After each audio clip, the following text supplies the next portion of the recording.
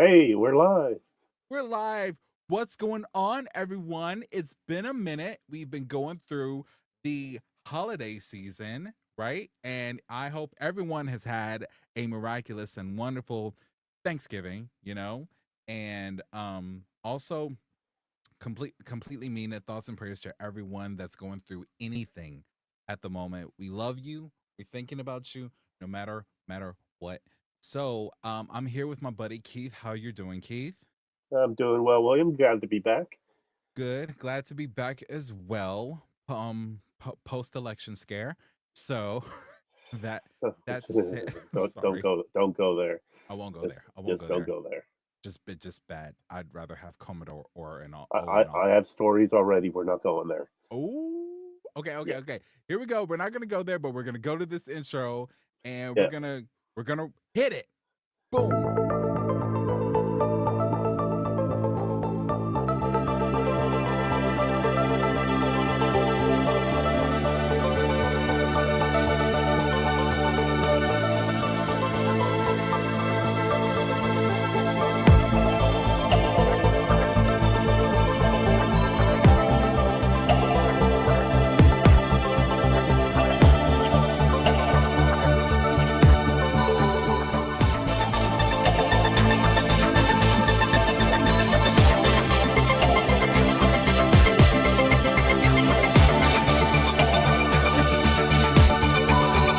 Every other vote.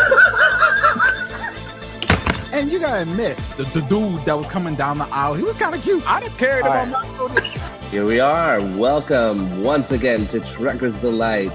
Like literally, my mic falls down just as we go live. Hi, everybody. Who you gonna be? The captain of the Enterprise Z. Love that baseball and the teacup. Like clearly, TNG DS9 fans. Demand that we see power rates at some point in this season. What is going on? Power has shit to do with the fall race. No, everybody, this is actually one of the main screenwriters for Prodigy, so we are super excited to hear from you. And No one also, listen. I'm a little embarrassed for being as critical.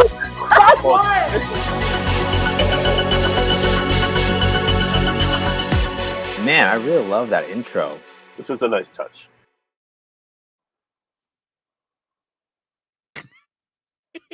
I gotta tell you, every single time Keith hears that, he's just like shaking his head in pure disappointment and he's looking down from because he knows that I'm just gonna be like,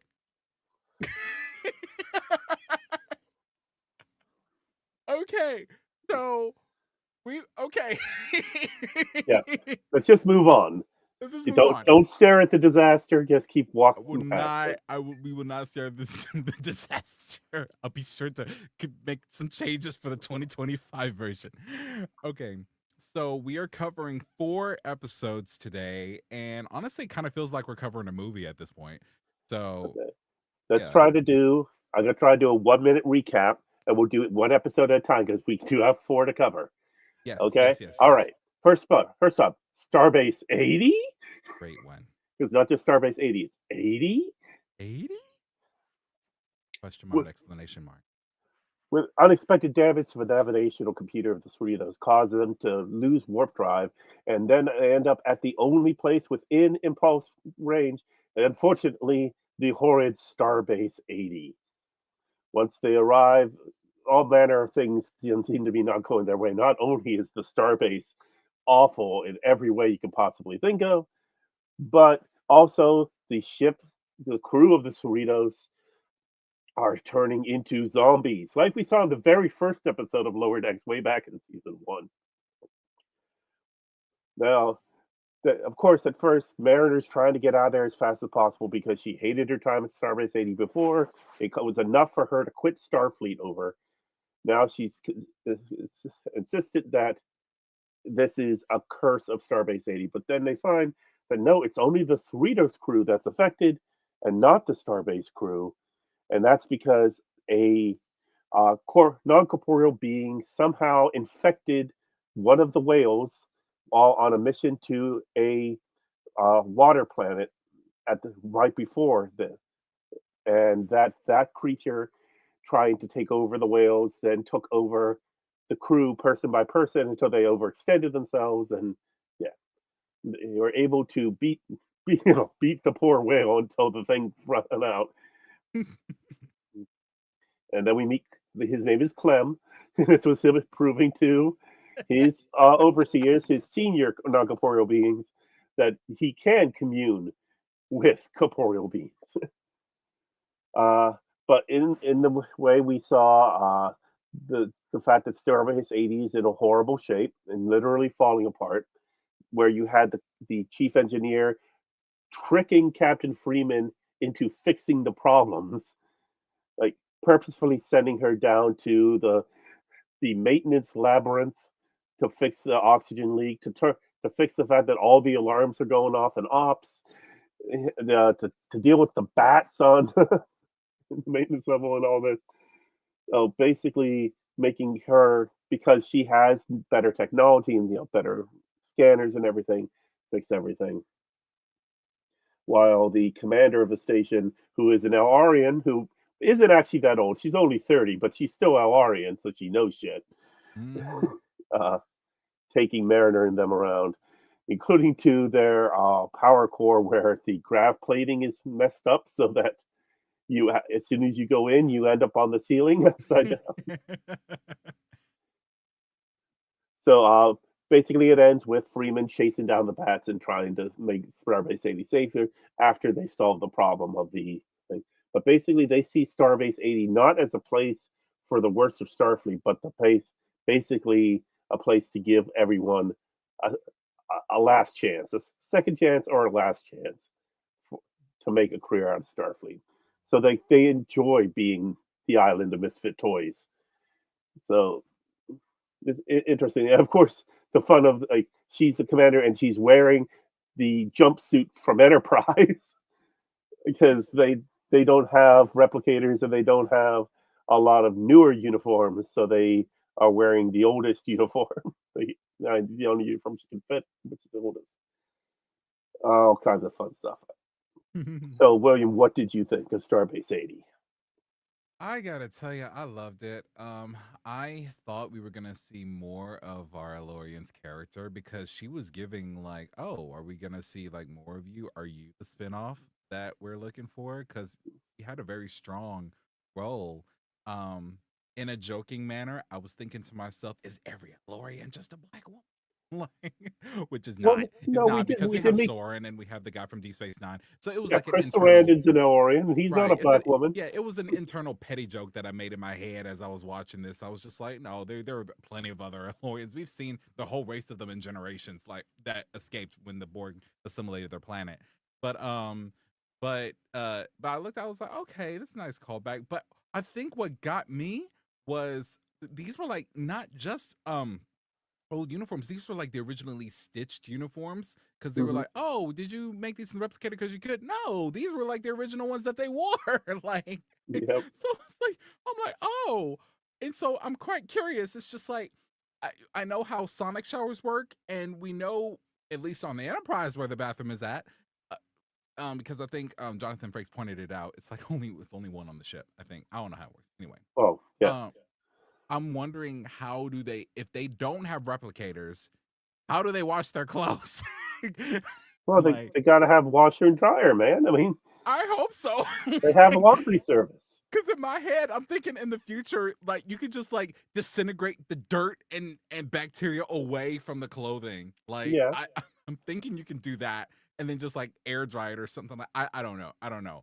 But I'm sure Lower Decks has, and not in New Trek in general, but Lower Decks has been great at addressing things that we've always been wondering, and even a few what ifs here and there. Yeah. I loved this episode. At first, seeing the title Starbase 80, I thought we were gonna see, and like the way we kind of did. I thought we were gonna see more of parallel other universe Captain Freeman at Starbase 80. No, we just know that she's just there commanding that Starbase. Truth be told, we don't know how that Starbase 80 is. They just have like a slight. Well, no, they made it clear it's still just as bad. Oh, it's just as bad. Yeah. And so Freeman was like, overthinking a lot of things. I'm not gonna be like that. So I'm gonna fix this. I'm gonna fix this. I'm gonna fix this. Mhm. When really, and I kind of saw it about 2/3 of the way through. If the crew would just stop the judgment, Yeah. and just listen, because the engineer of that station, I forgot his name. Lieutenant, hold on. They have been judged so much negatively that he had to trick them into accidentally fixing most of the station Right. Because as they they're don't going through have it. anything They to don't fix. have anything, Yeah. and that's not their fault. And it kind of makes me like, as pissed off as Jakubowski, Lieutenant yeah, Jakubowski. okay, yeah. As and it kind of makes me as pissed off as Picard was in season 1. Be like, that's not Starfleet. Not saying Starbase 80 is not Starfleet, but the fact that how isolated they are, that they have to like trick people to help them. That's and I'm talking about them themselves. I'm talking about Starfleet as the organization neglecting them. I'm Yeah. disappointed in Starfleet itself, because I'm Yes. going like, how far away in the distant galaxy are they that they are neglected like that? But Right. other than that, I loved the episode. It was sweet. It was sweet. Yeah, I say that I liked it when I first watched it 3 weeks ago, and then I think I did 2 watches that day, was able to squeeze 2 in, and I thought it was fun. I thought it was great seeing, the bad Starbase. But then when I watched it today to prepare for doing this tonight, it hit differently. I don't know why. Maybe because we're only got 2 episodes left of Hmm. Lower Decks, and haven't seen, various things happen since. But it did really nag on me the way Hmm. Mariner was constantly putting him down and Freeman was constantly putting him down, and the fact that Starfleet has allowed a starbase to get this bad, Right. and that there's this neglect. And I just think of, like, when I read the Last Best Hope, the novel that leads into Picard, and they talk about how the Federation is overextended in ways. Mm, That there were a bunch of planets that are on the edge of Federation space that were worried that the Federation was not going to take care of them the way they promised they would, especially in light of helping the Romulans, and that there are things that should be going to their planets that instead are going to help the Romulans. right. And so it's almost, I mean, I get inklings of, like, the fall, the decay, fall and decay of the empires, uh, the fall of ancient Rome. Just, you start seeing things like this on the edges where they're not taking care of the things that should be taken care of, because your star bases are important. This is your outreach to that sector of space. And if you have species from other worlds coming in that direction, and what do you say if Starbase 80 is the first thing some alien race sees of the Federation? What does that tell you about the Federation? I get it's funny, and I get that not everyone Hmm. can get the newest technology and everyone can be the best. But we saw that with Deep Space Nine, that it wasn't the newest technology, it wasn't the best, but they made it work so well. And yeah, I just was very disappointed today while watching it, just feeling like Starfleet has not done, this is really not a good look.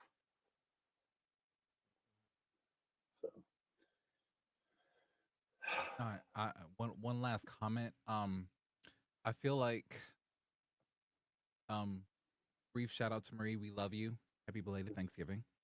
I feel like if she were here, I feel like she would say something along the lines of, this episode kind of like, um, in a good way, because it shows the reality of science fiction, but the reality of space, mhm. that it's not just this utopian TNG Federation esque type thing. I mean, we saw that in Picard, but like now Lower Decks is really showing us like um the grim of how even the most elite of organizations can neglect their own. And I'm like, are you saying? Because I'm just so and you brought it up. Deep Space Nine. Chief O'Brien said, I have to implement Bajoran Federation and Cardassian technology all into one. And in 7 years, he made it work. He made it work in the first year. Right. Like, Well, part of the remit when they started Deep Space Nine, that was that this was a show in which they were fighting technology just as much as using technology, because they would have to fight against Cardassian systems and things. And you had, yes, like in Next Generation, you would have the holograms broken down again, and now Moriarty's mhm, on the loose or whatnot. mhm. In Deep Space Nine, we didn't really get the broken down holodeck episodes. Instead, we got the damn station broke down, and they were viewing one of the mining bits and accidentally triggered the whole self defense program, and the station gets locked down, and the station gets attacked by Romulans, but there's a time loop, and you know O'Brien has to fix it and get killed a dozen times.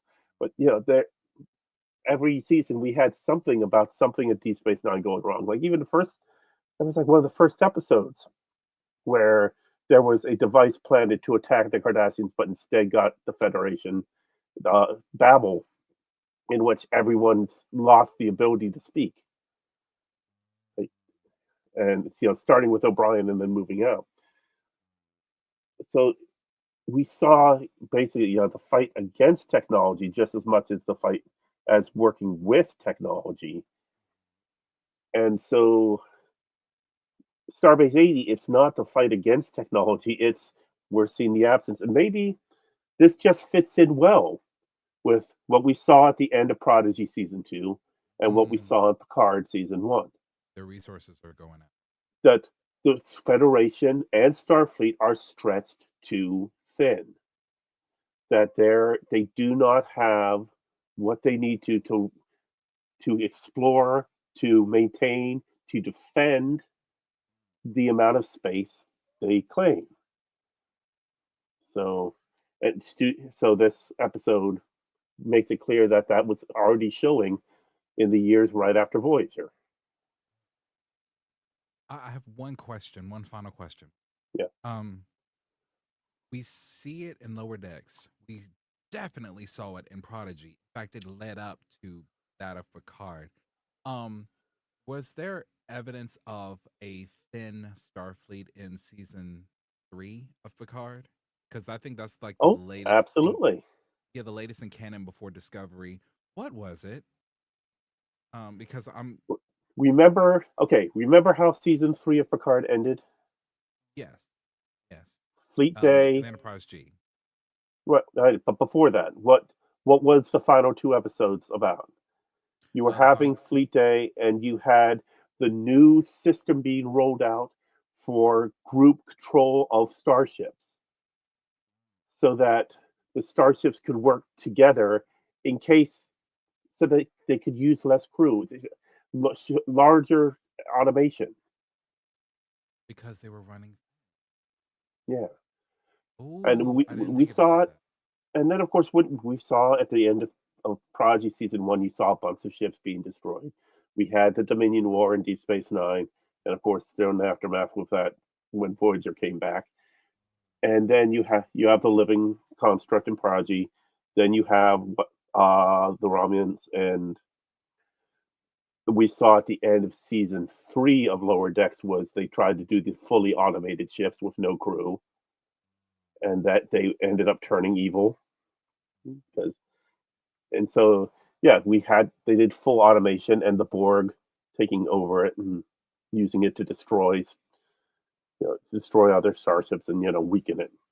So we definitely saw them attempting to try to automate rather than. It's if you go back through all these seasons of Lower Decks, there are signs there that Starfleet isn't doing well. And it's always done for laughs because it is a comedy show. But when then- Boimler and Mariner had to work the Starfleet recruitment tent and everybody's making fun of them, Wow. that's a sign right there. Going back and now watching this episode today, it's actually making me reassess a lot of Lower Decks and the overall story it's telling. They're not doing. I think that this Lower Decks happens right after Voyager. Right. I remember the first piece of automation that, now that I'm thinking about it, not that they were considering it for Voyager, but if you think about it now, since this is a event, the Prometheus is an automated vessel that can separate Yep. and come back together all on its own. Yep. Like, and that was season 7, I think. No, That wasn't. No, that's season 5 of Voyager. I think it was Message in a Bottle. Message in a Bottle, yes. That was when they first made contact with Starfleet again. It was, they used the Hirogen system to send the EMH to the ship. It wasn't. This is starting to become a Federation analysis how thin they're actually are, now that you're objectively. Which you kind of would expect after such a big war as the Dominion War was. Yeah, because it's like, because all they did was like briefly talk about it in Nemesis. Mm-hmm. I don't know where the Enterprise was. I hate to say the name, but I just know that Shinzon ship was, kicking ass, taking. But I don't know where. But that was the might of the Romulans and the Remans. But yeah. Okay, so that's Starbase 80, which was episode 5. Yes. Just quick hit there were a lot of references to past episodes, things from the past of Star Trek there. Of course, you had the callback to Enterprise, not just in the commander's uniform, but also they had to go through the decontamination chamber. Yeah, and check me out, I'm a total T'Pol over here. Mm-hmm. And so things like that. You had the references. You had the Akamarians come back, which I don't remember when were they previously. Oh right. What episode was that? Shoot, there was a whole episode with them. Oh, Vengeance Factor from TNG, where they were at war with each other. The two sides of Akamar 3. And by the way, you may not have noticed that the voice of the commander was Nicole Byer. Why do I know that? Nailed It. The cooking show Nailed It. Okay. On Netflix, and she's a comedian. She does a lot of different things. Let's see, among the objects in the Starbase's shop, a Mirror Universe bulletin board, Admiral Mark Jameson's wheelchair.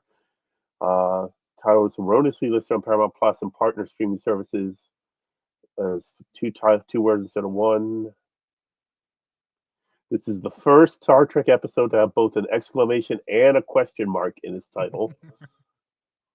Among the clothing in the Starbase's shop, the gangster hats from Kirk and Spock on Sigma Osha 2 in a TOS piece of action, Enterprise NX-01 caps, dress uniform caps from the alternate reality, these 2 copies of Rook's clothing from What Are Little Girls Made Of, a Klingon Defense Force uniform from the 2260s, a monster maroon jacket with obvious damage, a giant pile of TOS era red shirts, and one of Dr. Catherine Pulaski's medical uniforms. Let's see. There was the Romulan arcade game cabinet that had a Vastum class warlord from Star Trek Online. And of course, all the species have been previously mentioned. And Commander Cassian Knox. The treaty was the treaty negotiated at the end of the episode of Vengeance Factor. So yeah. Okay. So moving on. Of Gods and Angles. episode 6. Yes. So you have the Cerritos is now in a nebula in which they are helping to reach a peace agreement between these sentient orbs and these sentient cubes, which have been at war with each other for years after their two nebula merged together and fighting over the resources of nebula. Uh, Meanwhile, on the Cerritos, they are dealing with a new problem ensign, Ensign Ollie, who is the granddaughter of the being that the ancients knew as Zeus. So a callback for who mourned the Adonai from the original series. And she even has the laurels on her head that they're just there. It's part of her body. She doesn't wear them. It's there, bioluminescence. So you had Mariner trying to make it seem like this ensign isn't so bad. Trying to remember what everyone else was doing. So they were assigned with trying to babysit the son of the leader of the cubes. They get to his quarters and find it all tossed up and damaged. So he's either dead or missing. Sorry, my dog is snoring. I thought it was some other background noise. Trying to remember what was I mean, the rest of the crew doing. I really don't know what like I think I know that Mariner was with the daughter. Yes. Because originally Freeman was. And I think maybe Ransom, Tindy, and Rutherford was with That's right. That's right. I remember now. Boimler, who's still playing off of the pad that he stole from his alternate self, is trying to become friends with T'Ana. And so Rutherford and T'Lyn and just Rutherford and Tendi. T'Lyn just shows up in a couple bit here and there. Are trying to help him getting good with T'Ana, try to become friends. Because in the alternate universe, during this same mission, they became friends. Okay. And he got called like a very name. His nickname in the alternate universe was Flip. So he was trying his best to, flip and keep on saying flip when talking to Anna, and all it did was piss her off even more.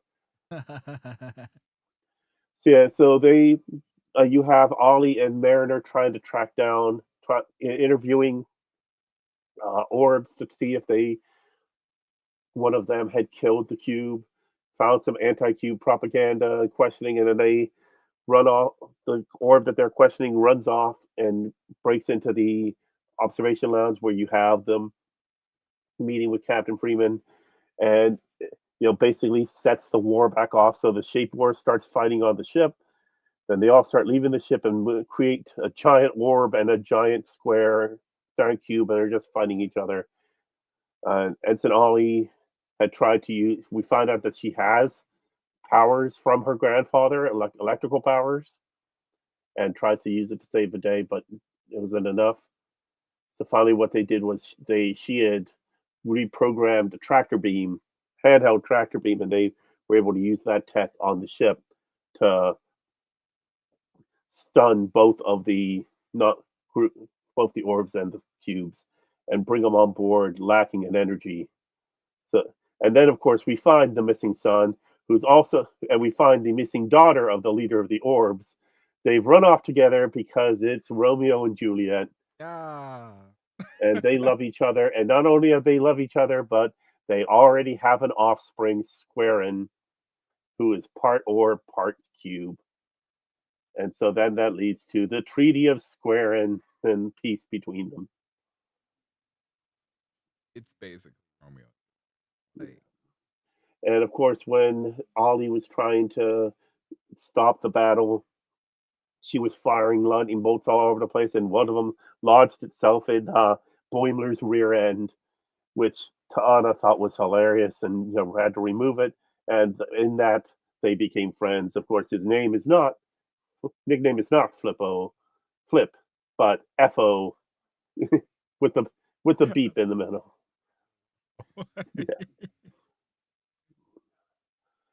But All right. So, what did you think of Gods and Angles?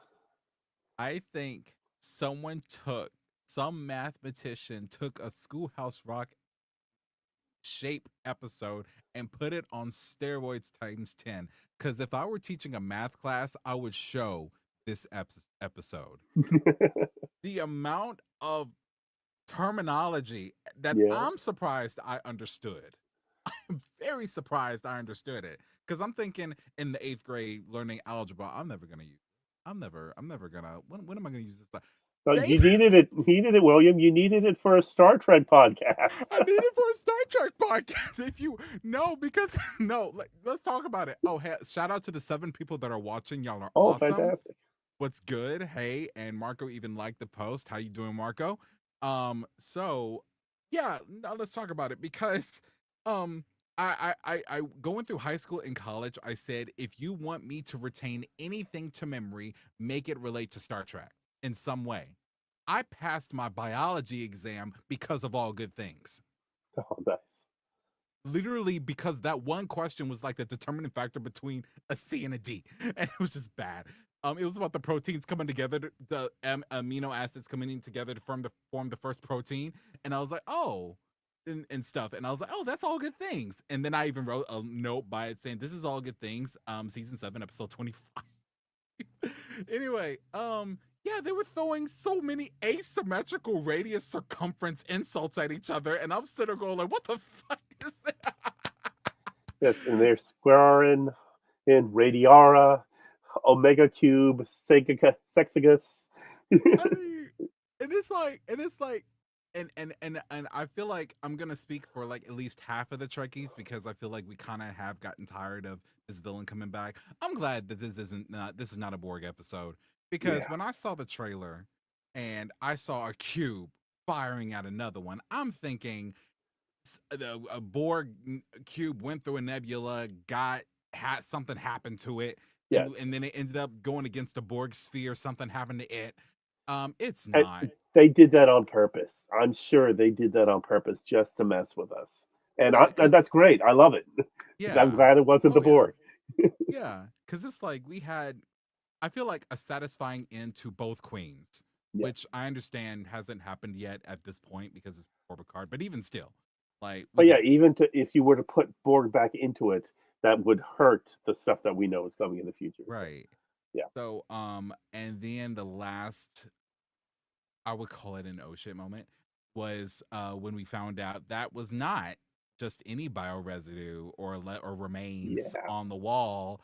That was square jizz or something. I don't know Yeah. how it was so disgusting. I'm sitting here going like, how does a cube even No, You know what? don't even think about it. We just move along. we're just not. We're just not gonna do that. We're just not gonna do that. But it was it was very sweet Romeo and Juliet episode. I I like the plot. It it's it's the only climactic thing that I'm starting to see between 4 episodes, Boimler's beard. Yeah. Which is growing and growing, and that pad, and I'm sure we're gonna see something that as well as Rips Well, and we've seen Universe. Mariner be more of a team player. Last week, in Oh, yeah. Starbase 80, she was all about the mission, and she likes algae now. And like, things are so much easier when she's not, fighting the power, Right. not trying to get in the brig all the time. And in this episode, it's her seeing in Ollie everything that she went through and wanting to help her. Mm-hmm.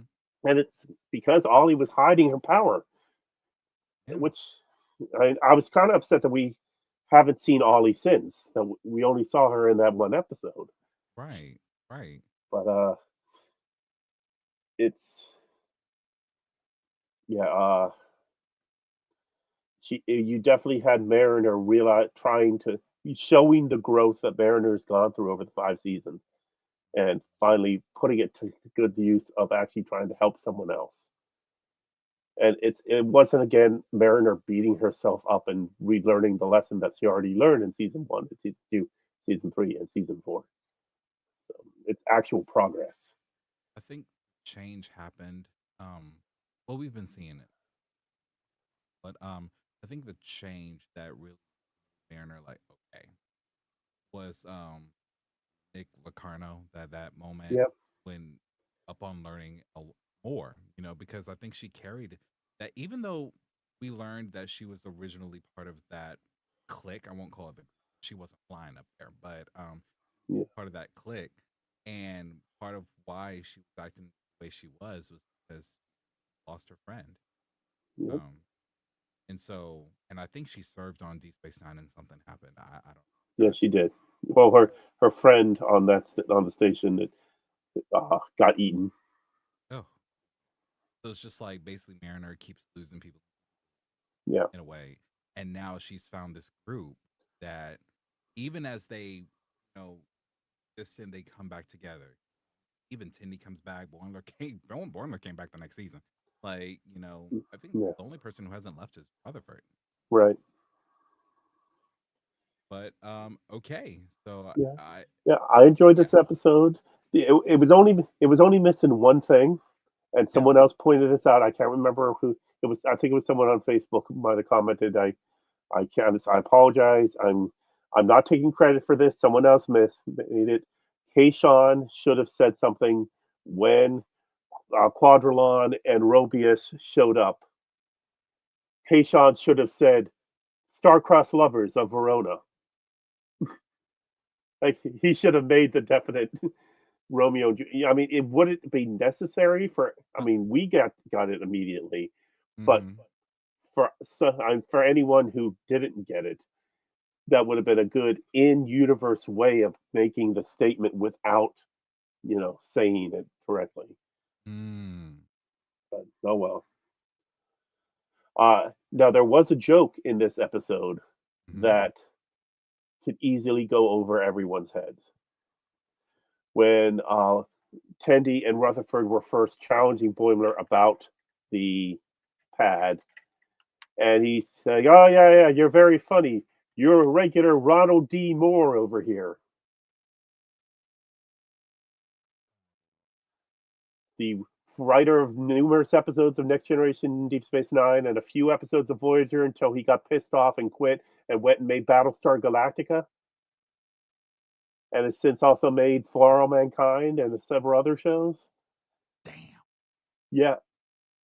Damn. They took so now Ronald D. Moore is apparently a comedian in the Star Trek universe, according to Lower Decks. Oh my gosh. And they threw that in there as a single line at the beginning of the episode, and when I heard it, I lost it. I busted out laughing at that. Okay, now that it's explained, it hits for me. That's funny. That's funny. Kind of reminds me of like the Jeffries Tube reference, and I think the number 47 because I remember you explained 47. Cool. Yeah, it was. Well, and the fact that the name of the episode is Of Gods and Angles instead of Gods and Angels. Right. And just brilliant wordplay. It is. So, all right, ready for the next one? It 38 minutes. We're not going to worry about news lists tonight. Because we got so much show to get through. That's fully dilated. Fully dilated. Okay, so we have another fissure. They're trying to go fix it, but they find that it was a fissure opening to a purple universe in which the purple Enterprise D had come over, being chased by an army of Tasha Yar clones or some other bullshit. And a shuttle from the Enterprise crashed on the planet near the fissure, and that we find out.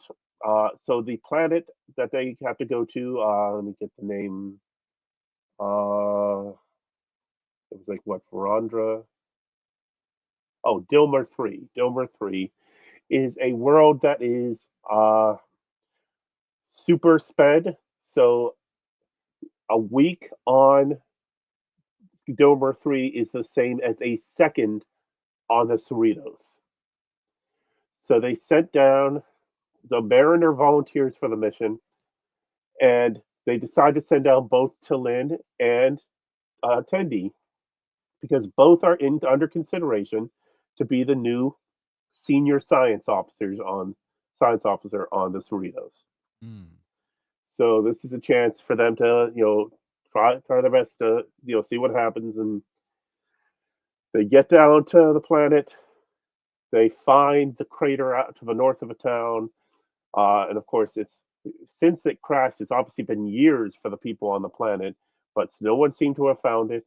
And in it, they find the severed head of a purple Data, his body having been destroyed in the crash. Mm.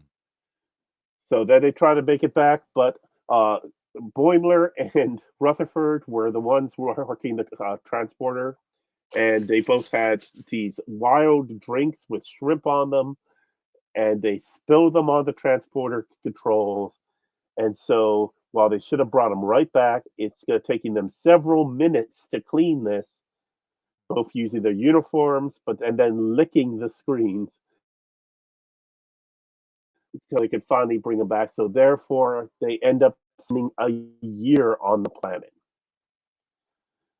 In that time, you have a lurker named Snell, who is following them around. Right near the crash site was a abandoned house. They fix up the house.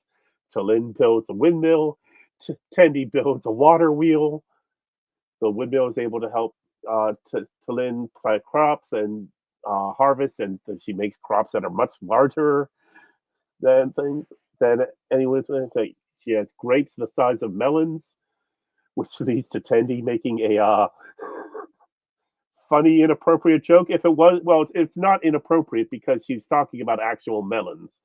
But yeah, she went there. Yeah, she went there.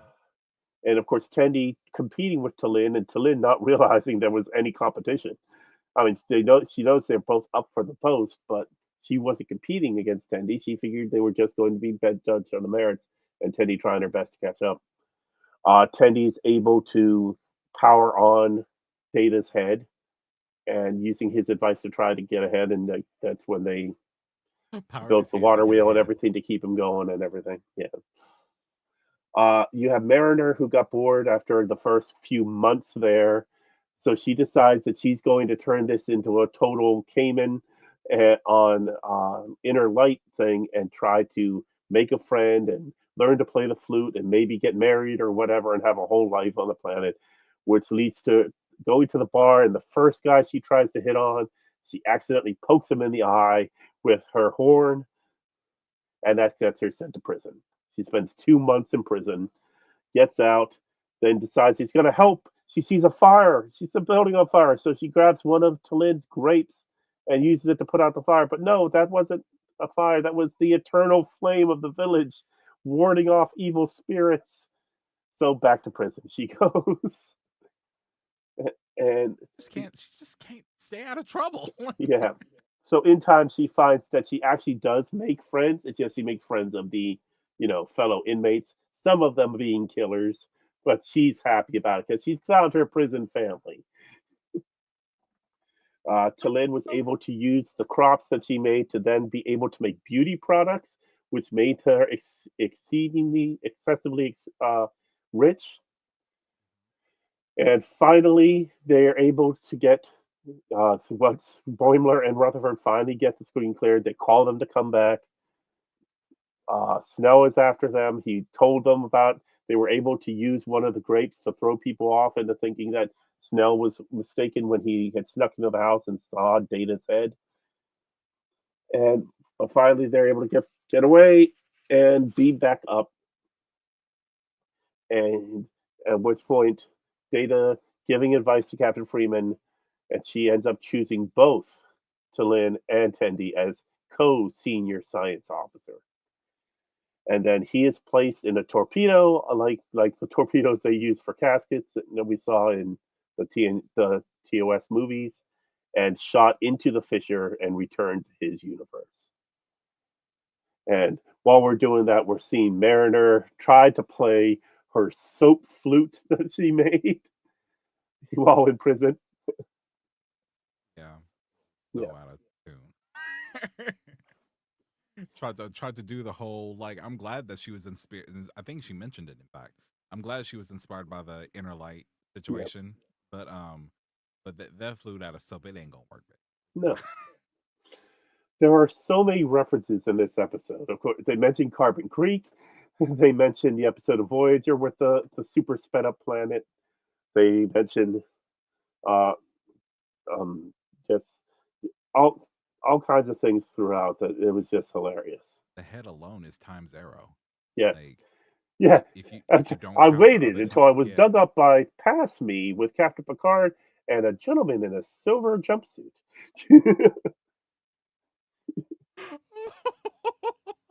Oh, Brent Spiner, I'm so glad he was here for this. I know, and yes, it was the return of Brent Spiner, and they tweaked his voice so it was full and crisp and TNG level data, not what Brent Spiner sounds like today. So excellent post production work on Brent's voice to make him sound like he did 35 years ago. So what else do you think about Fully Dilated? Oh, I mean, it's literally an adventure. It reminds me that of all of the Federation's faults and of all of the moments that we see in Star Trek, it's another. Even though we got Tindy and Talin, it reminds me of like the last caption in motion picture. It's another human adventure. Now, The human adventure continues. Yeah, the human adventure continues. Right, and so seeing them 10 months on this planet. I don't even know how long a month is in their galaxy, in their solar system. I don't know. Like, well, I mean, they're using our months. I mean, they never said months. Okay. It was an on-screen thing, so that was for us. Right. It wasn't. They never actually said months. They never actually said. Okay, so yeah, and you know what?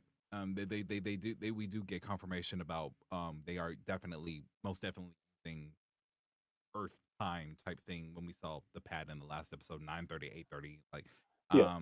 but yeah, back to it. So it was great. It was great. I felt bad even though they were the ones that caused it, and now we know why food is just not all over a ship. Like, it's not in engineering, it's damn sure not in the transporter room. Like, even on Deep Space Nine, Quark knows better. Yep. Like you don't just have food all over the place, because now we see this. I saw this early 2000s YouTube meme before memes and jokes were a thing yet. Someone edited together a Riker, Riker sat on in TNG, was like early Riker, sat on a console, and then in the next edit the ship just blew up.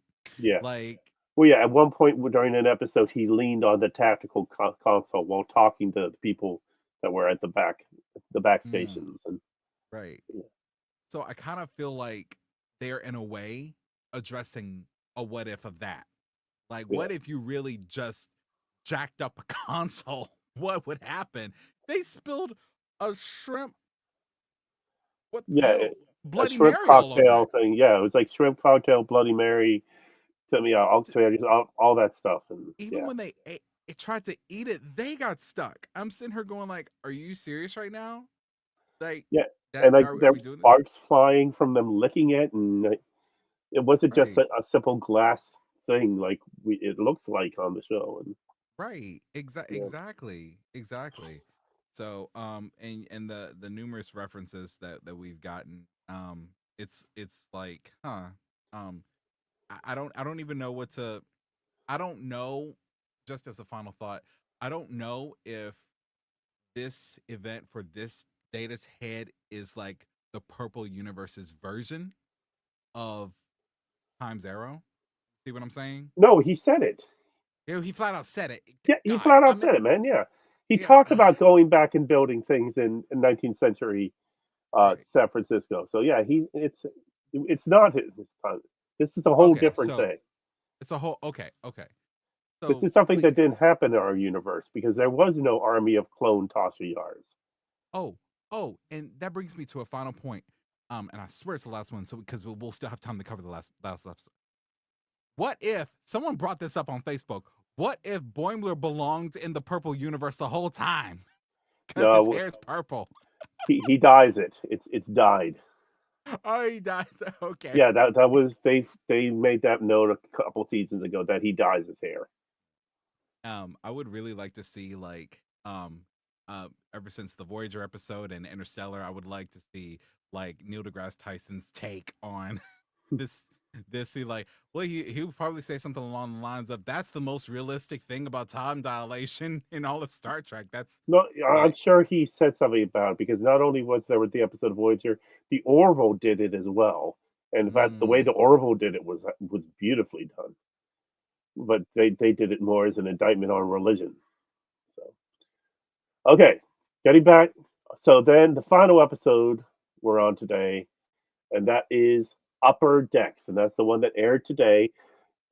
The memory alpha page is not properly loading, so I had to type in the name Upper Decks into the address in order to find it. You can't. There, none of the links are set up to it yet. Uh but okay, so they're on there. They are hiding in a asteroid belt where they're going to be checking out these sort of space cows. I believe I'm blanking on the name. It's like Buham, something like that. I was hoping that this would be filled out already a little bit more with some of the things from the episode, but oh well. Uh, so there are these things, and they want to try to bring them on board to study them. That there's a professor from Starfleet that is going to look at them, but we find out in the shadows there's an alien ship watching them. You have crew from uh, Delta and Alpha crews fighting over trying to bring them on board. Finally, they get like an asteroid on board to draw them, and several start coming in, and they turn into roll bugs and cloak, and then just start busting up everything. And but basically, the whole episode is told from the perspective of the upper decks, and so this is the exact opposite of what we saw in TNG season 7 with Lower Decks, the episode that introduced the premise that this very series is based off of. mm, You get every major upper deck crew member gets their moment, while the lower deck crew, we see them at the beginning carving pumpkins for Halloween, and then we see them again at the end. Like, did we miss something? Nah, nothing else. Nothing ever happens on this ship without us. We are definitely the stars of this show. But they actually said that.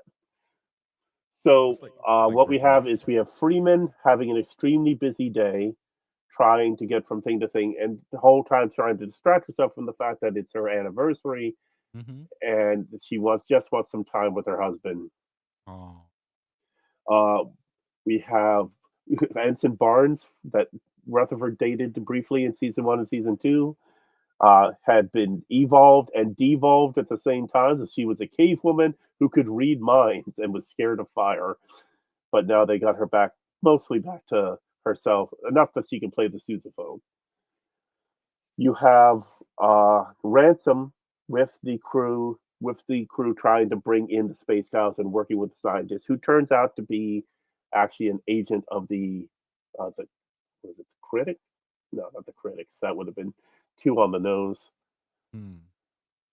The Clickets, who we actually saw way back in, I believe, yeah, season 1 of Lower Decks. The first time we ever saw them, it was I sure forgot about them. Veritas, where you had the Lower Decks crew was speaking at what they thought was a trial that the senior staff were on trial, and it turns out it was a party, and the this guy had been kidnapped by the Romulans, and you, they were all telling. They each had their own part of a story that they were telling. Like Tendi was the badass secret ops mission with Ransom and these two other guys, and Rutherford and Shax went and stole the uh, Romulan warboard with the tractor, with the um, cloaking device in order to complete the mission, and but yeah, all of those things, and because they got the map of the uh, neutral zone that got them to be able to save the guy. They got it from the Clickets. And of course, when she thanked them, that's when they started, getting mad and firing at them. All right, so this was all the Clickets trying to take over the ship because they want to seize these space cows and steal their organs so that they could have a cloaking device and so that they can spread out across the galaxy and conquer. You had Shax dealing with the basically the echoes of his time during the Cardassian occupation of Bajor, and fighting like the basically the war memories of that. You had T'Ana finding out that she actually has no real way of judging pain. So Nurse Westlake is inflicting intense pain on her, so she can actually understand that pain is a thing. So she should have pain medication, even though there was pain medication just 2 episodes before, because Boimler got doxed with him when he was trying to get Hana to be his friend. And then you had Phillips in engineering, that finding out that they had done all these things to make things work, especially in engineering, and then never went back and fixed them. So like there are these energy pulses that are all hyper energy. So him and an ensign tried to fix it all, and then there's another problem, and because he got used Bindar technology, it has an AI golem that captures him and traps him into a glass, and the ensign has to get him out, and basically save the day. So basically, all the key upper decks characters, we got to see them have moments to either shine, or I'd say in the case of Ransom, not so much shine. And our lower decks crew basically took the episode off. So okay, so William, what did you think? We're at 57 minutes. What do you think of upper decks? Shout out to you for recapping 4 episodes in less than an hour. Like, knowing that we are notorious for not even recapping an episode at all. And I'm speaking for Trekkers Delight as a whole until like we're like 27 minutes in. But this in a good way, but still a crazy way. When you watch an episode, there are moments where you literally say, "What?"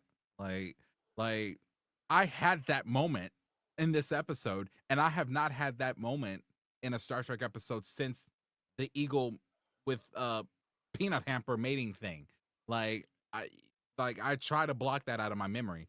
But I truly. And then I see that, oh, there's this dude, he's pregnant. And he's an alien. I didn't know. And I'm thinking, oh, it's just like, it's the 24th century, almost the 25th century. Who cares? A man gets pregnant. Who gives a damn? Well, so he's an alien species. I mean, right. So I'm taking it like, you know what, it's whatever, right? We've seen transparent brains in a few episodes ago. So it's like, cares, right? No. This thing, because it kind of Freeman gives him, I didn't even know you weren't human. He's like, I get that a lot. I'm like, okay, it's whatever. It's Star Trek. Make him alien so no one will get offended, right? No, this thing popped out of him like it was a fucking xenomorph. It was so not even a xenomorph. It was like the giant tentacle thing in Prometheus. It was so big. See, I'm thinking more of the birth in Men in Black when on the side of the road outside New York. And it just got on his face and got stuck or something, or it was so crazy. I think it was called a trilobite or something. I don't know. But it was so big, and I couldn't tell if this man was dying or if he was giving birth. It just did not look. I went back and rewatched it and went frame by frame. And it definitely came from his stomach or exit tube. And in each shot, in each frame, it just got bigger and bigger, and blood was just gushing and gushing.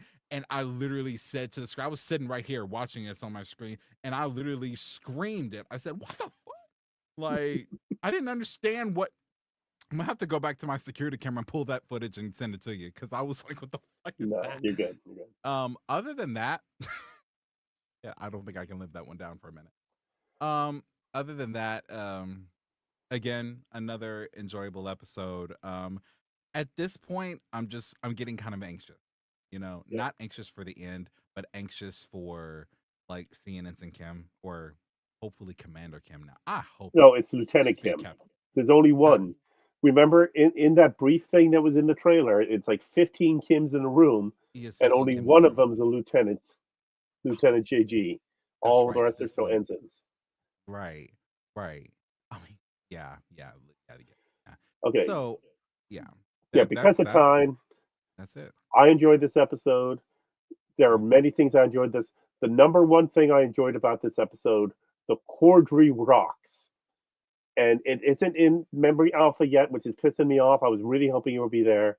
But we finally got an answer to the why are there rocks in the ceiling of the bridge that always fall on people when stuff breaks, when they get damaged. We got a semi answer, and I laughed so hard. It was hysterical. I had to watch it 3 or 4 times, just that line, because I can't believe that they actually dealt with it. And that was fantastic. So okay, we don't have a lot of time, so we can't really get into this much more. There was a lot of references. There was a mention of V'ger. There was Laren and LaForge from TNG The Next Phase, and of course the Clickets from Veritas. We had Winger Binston back. We had uh,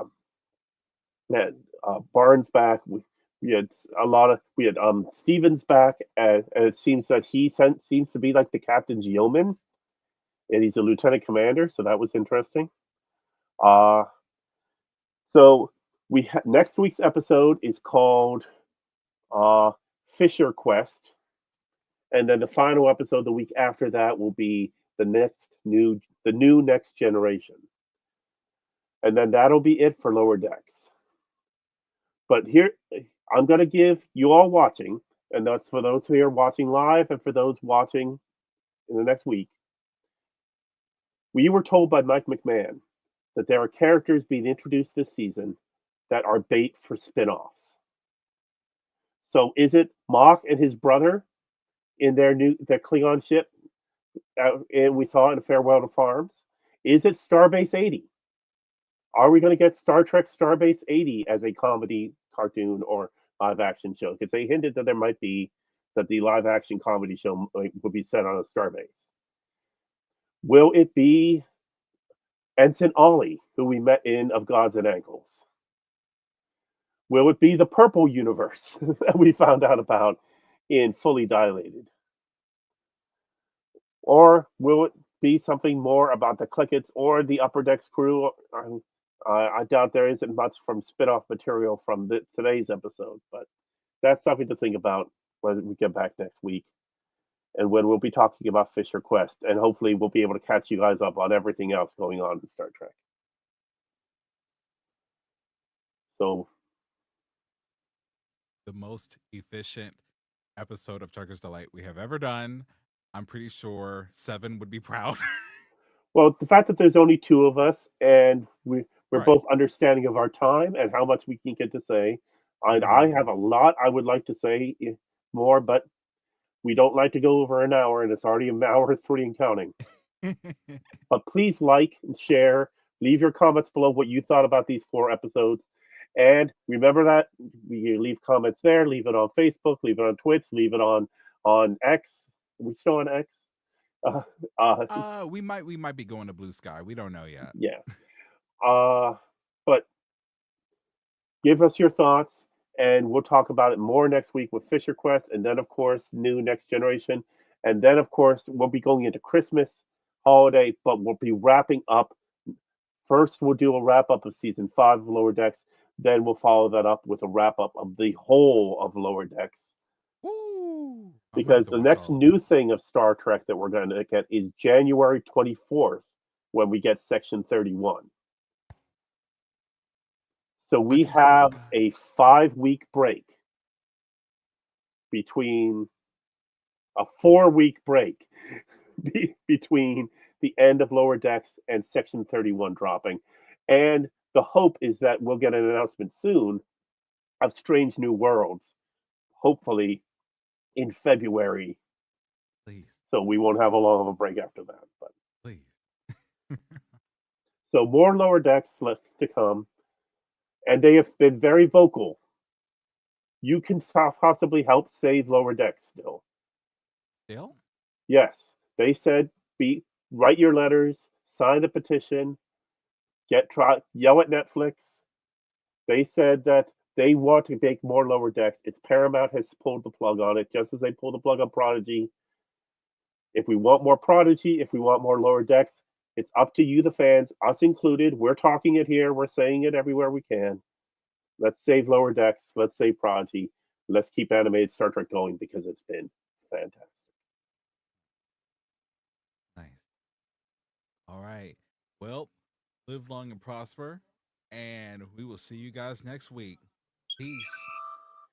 Oh, that's a good sound effect too.